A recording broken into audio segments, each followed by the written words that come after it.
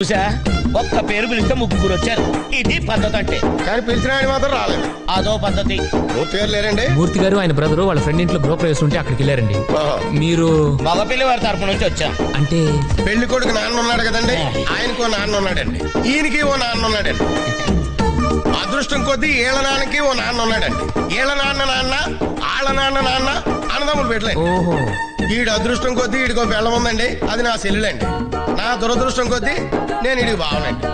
ఇంతకీ మీరు పెళ్లి కొడుకు ఏమవుతారో చెప్పలేదు. అయితే మీకు అర్థం కాలేదన్నమాట. పెళ్లి కొడుకు నాన్న అంత అక్కర్లేదు, ఒక్క మొక్కలో చెప్పండి. నేను బాబాయ్ అవుతాను, ఈడు మామయ్య అవుతాడు. పెళ్లి కూతురుకైతే ఈడు బాబాయ్ అవుతాడు, నేను మామయ్య అవుతాను. ఈయన బాబాయ్ గారును, ఆయన మావయ్య గారు. పిల్ల మరి కొరసైపోద్దేమో. దానిలో ఆడికేం నచ్చిందో మనకేం తెలుసు. ఏం చదువుతున్నావు అమ్మా? 9th class. పెళ్ళి అయితే చదువు మానేస్తావా?